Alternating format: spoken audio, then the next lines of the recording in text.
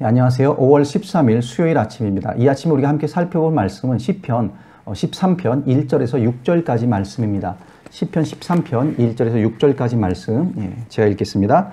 여호와여 어느 때까지니까 나를 영원히 잊으시나이까 주의 얼굴을 나에게서 어느 때까지 숨기시겠나이까 나의 영혼이 번민하고 종일토록 마음에 근심하기를 어느 때까지 하오며 내 원수가 나를 치며 자랑하기를 어느 때까지 하리이까 여호와 내 하나님이여 나를 생각하사 응답하시고 나의 눈을 밝히소서. 두렵건대 내가 사망의 잠을 잘까 하오며 두렵건대 나의 원수가 이르기를 내가 그를 이겼다 할까 하오며 내가 흔들릴 때에 나의 대적들이 기뻐할까 하나이다. 나는 오직 주의 사랑을 의지하여 싸우니 나의 마음은 주의 구원을 기뻐하리이다. 내가 여호와를 찬송하리니 이는 주께서 내게 은덕을 베푸심이로다. 아멘. 네, 이 성경은 크게 두 가지 목적으로 기록되었다라고 우리가 볼 수 있습니다.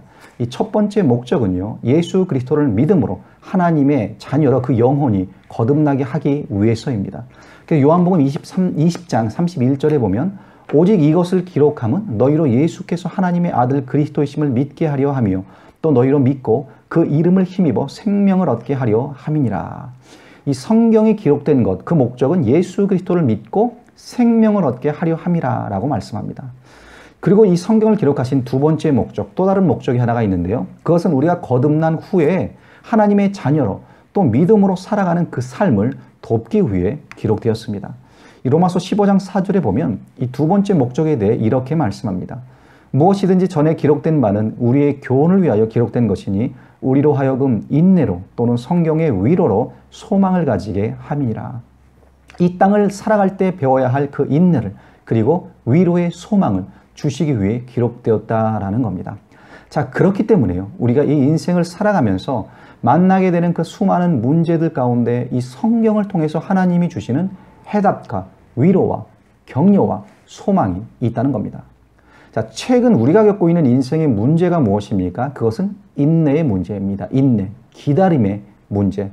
이 코로나 사태가 시작된 후에 언제 이 문제가 끝나게 될지는 아무도 알 수 없습니다.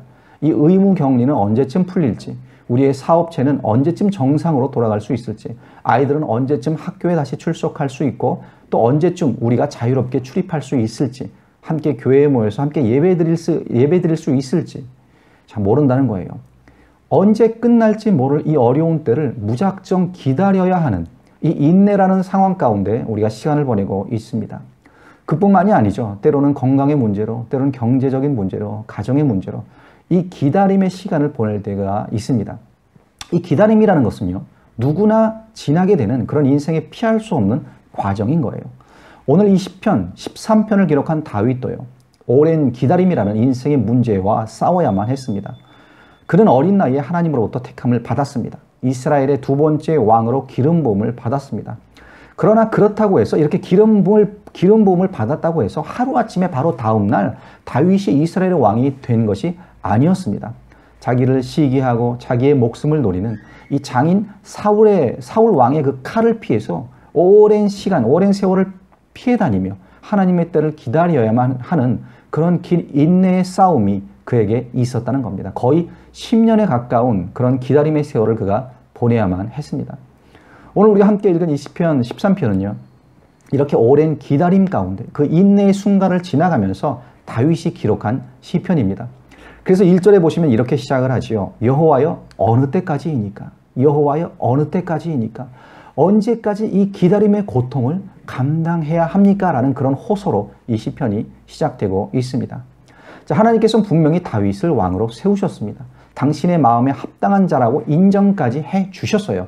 그렇다면 그의 삶이 형통해야 할 텐데 바로 왕이 되어서 하나님의 영광을 위해서 사용하셨으면 좋았을 텐데 그러지 않으시고 오히려 쫓기는 삶을 살도록 하며 도망자로 이 오랜 시간을 기다림의 과정으로 그가 통과하도록 하셨다는 겁니다. 자, 하나님께서는 왜 그렇게 하셨을까요? 왜 그 오랜 세월을 기다림 가운데 다윗이 보내도록 하셨을까요? 그것은요, 하나님의 목적이 있었기 때문에 그렇습니다. 다윗의 삶 가운데 하나님이 이루고자 하는 그 목적이 있었다는 거예요. 제일 먼저 그것이 무엇이냐면요, 바로 그 인내라는 시간을 통해서 하나님께서는 합당한 인격체로 그를 성숙시키길 원하셨다는 겁니다. 그렇습니다. 인내는 우리를 하나님께 합당한 그런 인격체로 성숙시키는 과정입니다. 하나님께서 다윗을 왕으로 기름 부으셨을 때 당시 다윗은 아직 한 어린 소년이었어요. 그런데 하나님은 그의 마음을 보셨던 겁니다.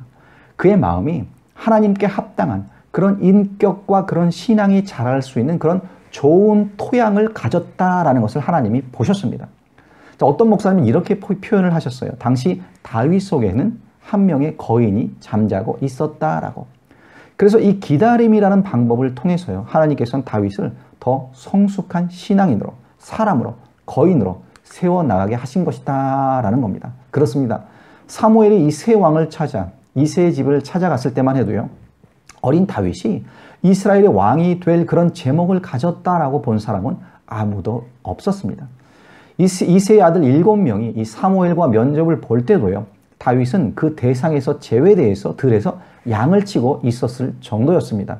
그 집 식구들에게도 다윗은 그저 작은 꼬마, 하찮은 막내에 불과했던 거예요.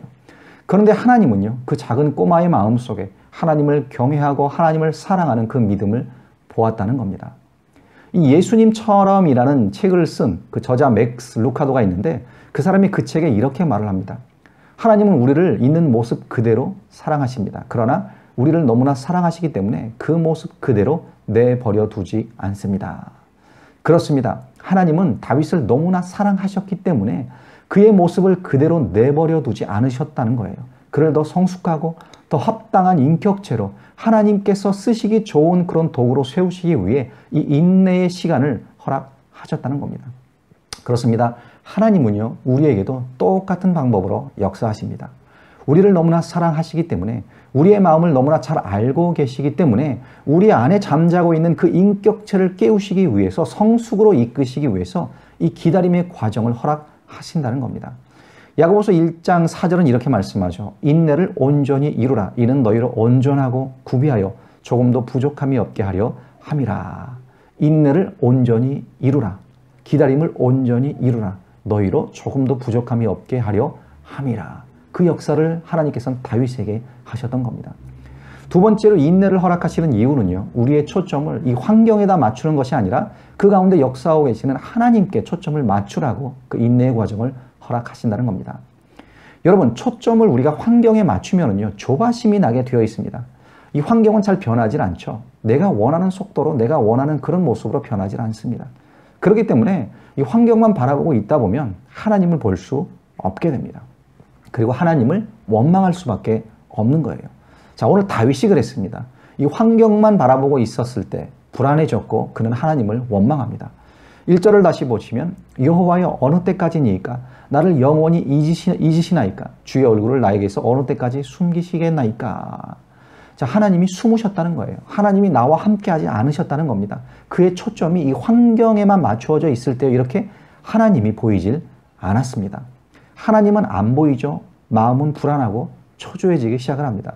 그래서 2절을 보시면 나의 영혼이 번민하고 종일토록 마음에 근심하기를 어느 때까지 하오며 내 원수가 나를 치며 자랑하기를 어느 때까지 하리이까. 하나님, 내가 언제까지 번민하고 내 원수는 언제까지 나를 치고 자랑하며 살도록 내버려 두실 겁니까? 여기 보시면 그의 초점이 지금 자신의 불안한 마음, 자기를 치러 오는 원수, 도망다니는 자신의 신세, 너무나 환경에만 집중하고 있음을 볼 수가 있습니다. 그래서 불안하고 두렵고 하나님이 원망되고 지금 그런 상태라는 거예요. 그런데 5절, 6절에 가서는요, 그의 음성이 완전히 바뀌게 됩니다. 이렇게 좌절하고 낙심했던 그의 음성이 갑자기 기쁨으로, 찬양으로 변하고 있어요. 5절과 6절을 보시면 나는 오직 주의 사랑을 의지하여 싸우니 나의 마음은 주의 구원을 기뻐하리이다. 내가 여호와를 찬송하리니 이는 주께서 내게 은덕을 베푸심이로다. 자, 어떻게 근심과 원망으로 가득했던 그의 고백이 이렇듯 기쁨과 찬송으로 바뀔 수 있었겠습니까? 그 이유는요, 환경이 바뀌었기 때문이 아닙니다. 환경은 바뀌지 않았습니다. 여전히 사울이 왕이었고 그 사울은 다윗을 죽이기 위해 쫓아오고 있는 그런 상황이었습니다. 그럼에도 불구하고 다윗의 입에선 찬양과 기쁨이 나오고 있는 거예요. 여러분, 그 비결은 다윗의 기도에 있습니다. 다윗의 기도. 3절을 보시면 다윗이 이렇게 그가 기도합니다. 여호와 내 하나님이여 나를 생각하사 응답하시고 나의 눈을 밝히소서. 두렵건대 내가 사망의 잠을 잘까 하오며. 자, 지금 뭐라고 기도하고 있죠? 나의 눈을 밝히소서. 나의 눈을 열어주셔서. 내 육신의 눈에 보여지는 이 현실만을 인식하는 것이 아니라 내 영의 눈을 열어주셔서 그 현실 뒤에 역사하시는 하나님을 바라볼 수 있게 하여 주소서라는 거예요. 지금 이런 기도를 다윗이 하고 있던 겁니다. 그렇습니다. 여러분, 우리가 불평하기를 멈추고 기도하기를 시작한다면 이 현실에 맞추어져 있는 이 나의 초점을 하나님께로 옮길 수 있다면 이 똑같은 상황일지라도 하나님의 관점에서 볼 수 있고 이해할 수 있게 된다는 거예요. 여러분, 우리가 상황만 바라본다고 해서 그 상황은 절대로 바뀌질 않습니다. 우리에게 필요한 변화는 상황이 아니라 안목입니다. 안목. 그 상황을 하나님의 입장에서 볼 수 있는 영적인 안목. 그래서 사방이 가로막혔을 때 우리는 기도하며 하나님께로 우리의 시선을 돌려야 하는 겁니다. 자, 오늘날 많은 분들이요, 이 인내, 기다림의 시간을 지나고 계십니다. 왜 이렇게 어렵고 답답한 현실, 환경을 만나야 하는지 이해가 되지 않을 때가 너무나 많습니다. 그러나 기억하십시오. 인내를 통해, 기다림을 통해 하나님은 우리를 더 성숙한 인격체로, 신앙인으로 변화시키길 원하신다는 겁니다. 그리고 또한 그 기다림을 통해, 인내를 통해 우리의 초점이 이 세상이 아니라 하나님께로 맞추어지기를 원하십니다. 이 아침에 다윗의 기도처럼 우리의 눈을 밝히 열어달라고 함께 기도할 수 있는 우리 모두가 되기를 간절히 축원합니다. 그렇게 지금 우리가 지내고 있는 이 기다림의 시간을 넉넉히 주 가운데, 예수 그리스도 가운데 이길 수 있는 우리 모두가 될 수 있기를 간절히 소원합니다. 기도하시겠습니다.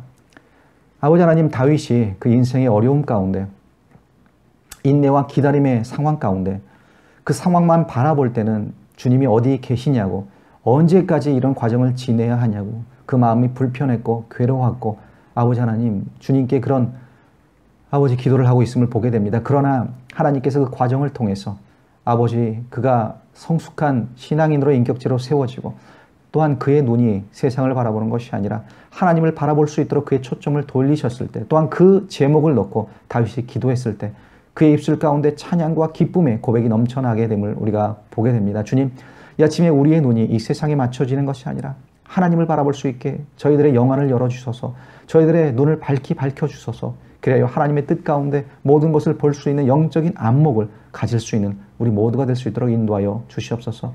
감사드리고 예수 이름을 받들어 간절히 기도드리옵나이다. 아멘.